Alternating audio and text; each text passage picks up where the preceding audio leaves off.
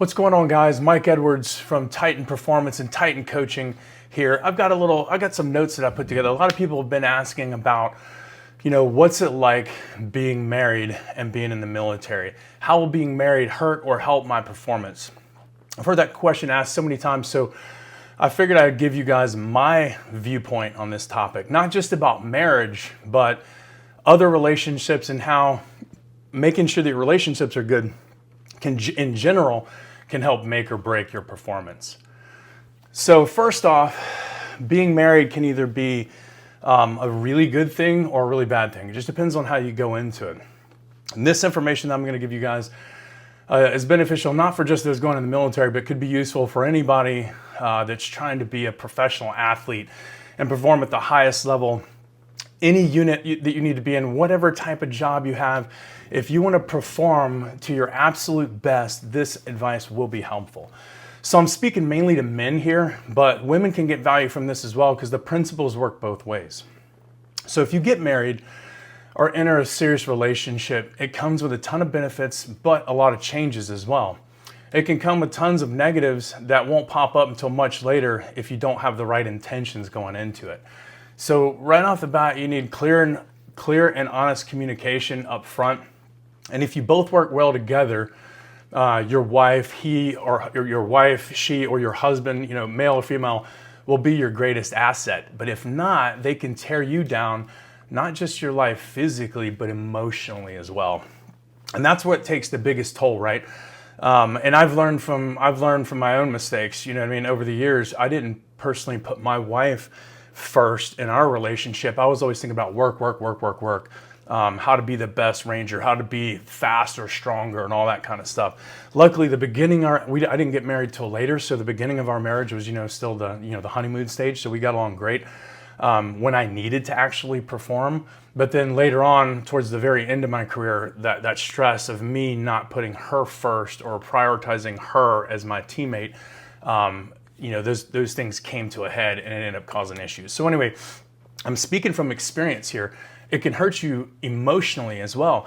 And, having these disagreements, like if you're not jiving with your wife or your other significant other, you can have disagreements that are going to be up late at night, to the wee hours of the night. You're going to be angry going to bed, angry, waking up stressed out, not getting good sleep because you're dwelling on this crap all night.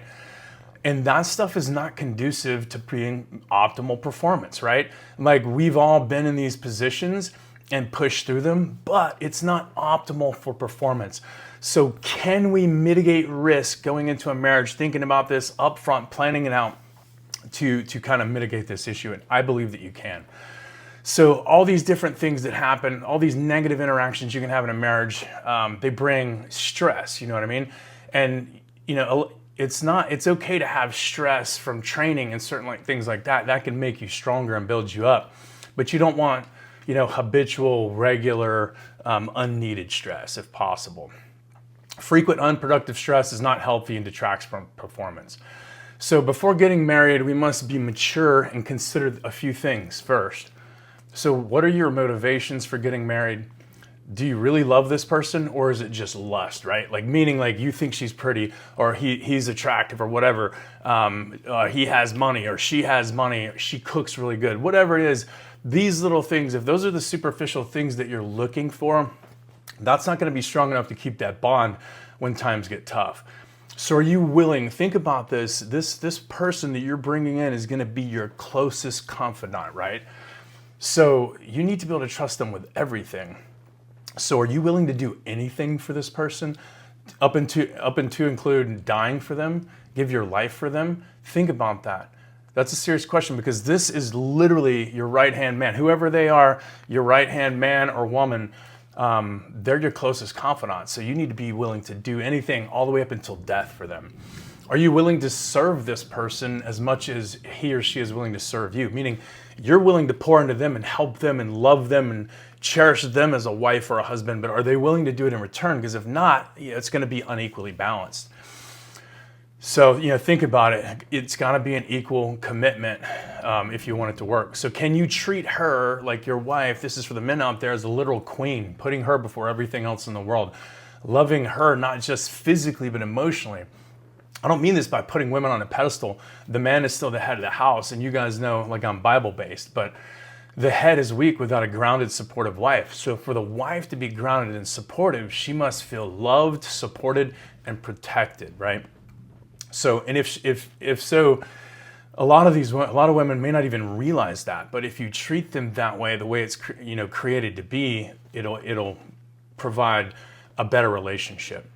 So this is the way it was designed by our Creator to be. And if you're not committed to this, your marriage will suffer. Whether you believe in the Bible, whether you believe in God, or that we were created or not, it doesn't matter. The simple fact is, that's the way it is. Our Creator created certain things a certain way. And if we try to operate outside of the way He created things, we're going against the grain. And obviously, it's not going to be conducive to performance. So it's the man's job in these conditions, right? Like, if we're not committed to this right in the first place, our marriage will suffer. And it's the man's job to set these conditions for success right in the beginning, to be diligent to love and support the wife. Whether you believe it or not, we're created, like I said, by our Creator, designed to work in certain ways. And it does not matter what you think, but if you want to perform at the highest levels, you can't go against creation, if that makes sense. So women are designed to nurture and love. They require love and attention, and if not, they will react emotionally, which causes us to react emotionally in negative ways and many times. So I'm speaking from experience here as the guy. Like I said before, I was all into business and working, but my marriage suffered because of it, and it's taken a while to repair that. So I was completely emotionless, and by being emotionless, maybe that's what helped me get through it. But like I said, I didn't start running into the issues until later in life because I didn't get married much later. So anyway, I want to get back and hit on one more key point. So like I said before, the man is the head of the house and the woman is the nurturer. And I know this goes against everything you're told on TV and things of that nature, but if we can understand this concept, it sets us up to operate in the ways that we are designed, right? Men were created to be leaders and women to nurture. This does not mean that a woman can't be an amazing leader and that a man can't nurture. Women can be better leaders on many occasions than some men. I totally agree with that. I'm not saying that they can't be leaders, but it's not the place in which our Creator created them to be the strongest, right? He created them to nurture. That's their strong point. It's why men and women are supposed to be together, because we both together create a full package, right? The women bring something that men don't have to the table. But women can be leaders, but they're created to be nurturers, right? So, but the man is supposed to be the leader. Like I said, if you have a couple, and both men and women are in the military, both people can be leaders in their units, but they're going to perform optimally if they have this dynamic at home. The man leading his wife nurturing and working together as a team. So benefits to being married. So having a wife, she can be your number one advisor on challenging decisions. She's a helper to assist you in preparing for tough and challenging tasks. She's a healer to help you when you're sick. She's going to take care of you and nurture you. Someone to talk to and to vent about frustrations at work. Things that you're going to encounter at work. It's going to be good to have somebody to go back at home and talk and vent to. A helper to get things when you have that insane schedule at work to meet. Like, there's going to be times if you're in a special operations unit where you're out there and all of a sudden you've got this tight timeline, your bags are at the house and you got to run all the way back home to get your bags and then come do these other things. And it really helps if you have a wife that can just bring your bags to you at work while you're focused on other tasks. Because sometimes in some of these more special units, you might get a call to like blow out pretty quick. And having a wife to bring things from home if you really need it is very helpful. So someone to pick you up at the airport when you return from TDY trips and deployment. It's awesome to have somebody that you love showing you up to pick you up rather than having to catch a taxi cab or Uber. A helper to take care of the children and nurture the children, especially in their younger years. You know what I mean? If you guys are going to have kids. Additional set of hands in all tasks around the house as we work together, right? You got two people, there's two sets of hands. So there's many benefits to adding a member to your team as long as your team and its team members are cohesive, right? Grounded on a foundation of standard rules. And as long as everyone respects each other and all their decisions, right? We have to respect each other. We're all equal on an equal playing ground. I'm not saying men are better than women or anything, but in the way that God created it, the man is supposed to lead the woman. And if we're going against that, it's just not going to work well for us. So if you don't enter into a marriage with this level of seriousness, considering all these aspects, you could end up in various types of strife that lead to unneeded lack of sleep, emotional stress, physical stress, and all of that can have a domino effect if others get in the crossfire, especially like children. So think about that. Children add another level of challenge to this, another reason that the husband and wife must be one on the same sheet of music on every topic. If not, there'll be division in the family, and that just causes problems. So we must decide on this commitment wisely for both parties, and both parties must agree to work together the way a family was created by our Creator to work. So I fully believe, like I said, I believe in being married, but we must have the right motivations for getting married, or when stressful times come, that weak facade or facade of lust will crack and crumble. So you must have true love and that like of a family member. Remember, you're bringing this person in to be the number 2 person in your family, or the number 1 person in your family, male or female, however you're lining up. They're your number 2 in your life, right? A lot of times we put ourselves first, which is selfish, but that person is your number 2 person in life.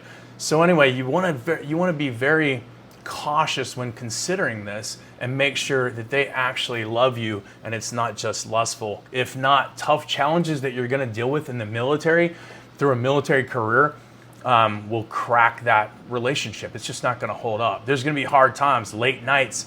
The woman is going to be stressed a lot too. Whoever's staying at home taking care of the kids, she's going to be up late nights dealing with things, listening out for the husband coming home late and all that kind of stuff. So it's stressful. But if we consider all these different things that I've talked about and make sure that we're going into this the right way, it can be a benefit to us. And it can make us stronger as a man in our military career. If we have somebody that's our number 1 helper in everything that we do, somebody that we trust with all of our heart. You know what I mean? So, and the only way to do that is to have a good relationship and a good bond. And that has to be set on even rules that everyone agrees on. So set those ground rules going into it so that everybody has the same expectations and can work together as a team. So let's say that you just got married, right? And you made this decision to get married for the right reasons. So what are some other things that can destroy a marriage and your career? Well, peer pressure is one of the biggest ones, one of the worst culprits. You know, guys from their team or unit may say, hey, let's go out drinking tonight. Let's go out to the strip clubs. Hey, you want to cheat on your wife with this chick that we met at the bar? You know, all these things will do nothing but to destroy your home team if you partake in these things. They may sound fun at the time, but you're immature. You're immature if you mess with that stuff, because all it's doing is tearing apart your home team. This team that you created, this woman that you said you would love, that you would die for. If you start listening to your boys and start doing that stuff, it's going to tear that relationship apart, and it's not going to be good for you. And that is going to make your performance suffer as you're staying up all night, drinking at the bars for one, but not only that, then getting in fights with your wife when you get home. It's just not conducive to performance, so stay away from it. Like I said, all these things do nothing but destroy the home team. You may think you won't get caught, but you will. And then when it happens, your whole career will be in the garbage. Because not only that, are you going to have to get a divorce, there's going to be repercussions from work that are going to happen as well, especially if you're in one of the elite units. So, not to mention, think about this. Why would you do something to harm one of your team members and make your team weaker? That's your wife or your husband. If you get married to them, they're your team member. They're your closest team member. So why would you ever do anything to hurt or harm them? If you do, obviously it's causing problems. So cheating on your wife is literally like training with the enemy and giving them your secrets and not expecting your teammates to be harmed in the next battle. I mean, it's ridiculous. See, if you conduct behavior like this, you'll spend nights arguing and fighting, and there's no one to blame but yourself in this situation. If the wife is the one who does these things, then you should have taken more time in the consideration process. We mentioned this earlier, you know what I mean? So this is why getting married is never a shallow or quick decision, because it's a situation that will end up having a lot of control over your life, so these decisions can't be made lightly. All right, so what are some of the other big things that can mess with your performance for any career? So another one I talked about too that leads to some of these other things is habitual drinking. Drinking alcohol, that's fun. Have a drink every so often, that's cool. I like to do that as well. There's nothing wrong with that, but don't let it become something you obsess over. Don't be addicted to going out partying and drinking. These things lead to corrupting your career as well. For one, you get too much into wanting to drinking all the time. Then you find yourself wanting to drink and drive. You can get a DUI. You can miss formations by being too drunk and missing your alarm. Your performance will suffer the next day because you're going to be dehydrated. Drinking a lot usually leads to unhealthy eating habits. Too much drinking can cause you to retain too much fat and cause other medical issues that are not conducive to optimal performance. So think about that stuff. Worst case scenario, you can end up as an E7 or E8 in Special Forces that has become so much of a habitual drinker that he thinks it's okay to show up to work late until I have to fire him. So bottom line is, if you want to perform at the best, you must not only be healthy and fit, but you must eat properly to maintain this level of health. And that includes not drinking things that you don't need to drink that are unhealthy for your body. Drinking alcohol is not a bad thing, like I said, but never allow yourself to overdo it. Overdoing it is what leads to marriage problems, job problems, and significant other performance issues. Not only must we eat and train properly, but our relationships must be in order to perform at our best, right?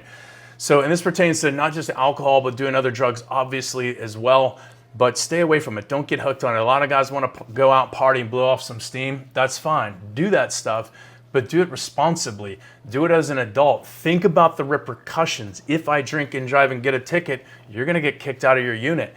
If you're in the Ranger Regiment and you're drinking and driving, you get pulled over, you're gone. Your career's over with. Like, you're no longer in the Ranger Regiment, and going from anywhere else from there is going to be a challenge. So you have to think about that stuff and be aware that there are repercussions. And if we want to be mature and perform at the highest level as operators or whatever it may be, we have to think about these things. So how does the alcohol affect performance outside of judicial or legal issues, right? So it causes a decreased coordination, reduced strength and power, causes dehydration, so recovery won't be as efficient. It impairs your judgment while you're drinking, even hours after the drinking has stopped. You're more likely to get injured while training. Alcohol disrupts your sleep, particularly REM sleep, and that is needed to heal and recover your body. Impaired protein synthesis in muscles, delaying recovery. It also disrupts glycogen stores, increased inflammation, lowers your testosterone, and much more. So these are things like, if we want to perform at our optimum level, we have to take into consider these things. Like, if you wanted to be the best of the best of the best, and you want to perform as at the highest possible level, you have to consider all these factors. Think about it. Every one of these little things detracts from you just a little bit. A little lower testosterone, more inflammation, so you're hurting a little bit more, so you can't push quite as hard. Your body's not recovering and healing as quick. That's just one more little thing, one more little tick. Every one of these is a little tick. And then the psychological issues of drinking and then getting in fights with your wife and all these things, they take a significant toll. I think all of this stuff cumulatively, having relationship issues and drinking too much, can probably reduce your output by at least 25%, if not more. I mean, I think alcohol can even reduce some of your muscle fatigue to like 50%. But when you combine everything else, I mean, you're significantly reducing your ability to perform. And I'm talking at the best case scenario, it probably reduces about 20 to 50%. All these things combined. So lastly, if you're in a business of being a professional and need to perform at a moment's notice, like being in a special operations unit, drinking alcohol should be one of the last things you consider doing, right? Habitually. So it has so many negative effects psychologically and physiologically that I would recommend doing it, no more than occasionally. But I would never become a habitual drinker. It's just not good for you. It's not good for your body. It's not good for your performance. I would stay away from it. So lastly, apply these same fundamentals to how you interact with others around you, like the stuff we talked about, the wives and things like that. Always do your best to be professional. Think about what you say before you say it. This will keep you from getting in trouble with superiors and messing up things for the home team with your wife, right? Or your husband. So don't be selfish. You should train yourself physically and mentally to be the best, to be the best that you can be individually, but this is only so that you can serve the team better as a better team member, right? So if I want to be the baddest, most elite soldier that I possibly can, the whole point is so that I can better serve my buddies in combat. That's the whole point, right? It's not a selfish thing. If you're in this for selfish means, then you need to check yourself. But that's the whole point. We should train ourselves individually to be the best that we possibly can, because the better trained we are, the safer and the more viable weapon we are to protect our buddies next to us, left and right, whether going into rooms or fighting in the field. So, we can't be selfish. So, like I said, being in the military or an elite soft unit is not about you. It's bigger than that. It's about defending others in need as an ultimate servant, willing to give everything up to including your life around you, right? So your wife, you need to be that devoted to her just as much as your Ranger buddies or your SF buddies or your SEAL buddies or whatever military group that you're in. So it's all about serving those around you. So if you always look at those around you and serve and try to suppress the pride and selfishness, that can bring on a lot of issues like, one, infidelity, substance abuse, social problems at work and at home, right? So if we can suppress the pride and think about it, we're here, think about it. Everybody says, thank you for your service. But have you thought about what that really means? It's because if you're in the military, you're supposed to be a servant, right? You're serving the boys next to you, left and right, the boys and girls left to you, next to you and right, and your country as well. So that's what it's all about. All of the accolades and all the skills and all that stuff that we get are just to provide us the ability to be an even better servant, right? So think about it. If your life of your buddy is on the line, then why would you ever do something just for fun that makes you weaker and less able to defend yourself or your brother in arms, right? Talking about drinking, doing things, and having bad relationships and messing with people. So this also applies to being married. If that situation is not considered properly, not only can it hurt your career, but you could be causing harm to an innocent children that could become the byproduct of such a marriage, right? So they're going to see a lot of things they shouldn't be seeing because you didn't consider things properly going into it. So remember, I'm not against getting married, because having a wife or a husband who supports and loves you can be a huge force multiplier. But it's a two-person team, and both players must agree and always be on the same sheet of music, right? Or problems will arise that you're not prepared to handle, right? If you haven't talked about it and prepared, and if you're not on the same sheet of music. So think about it. If a military unit's not working on the same set of plans, there's going to be problems. It's the same with the home team. We must come to agreement on everything to be successful in the mission, right? When situations do pop up, they can be handled easily if we have prepared ahead of time and your team is strong and founded on a solid foundation of trust, loyalty, and genuine respect for others. And that goes back to the whole servant thing. That's what it's all about. We're here to serve others. And if we look at that mindset, it helps us focus more efficiently. We won't be aggressive. We're not going to do selfish things that cause relationship issues with those at work and with those at home.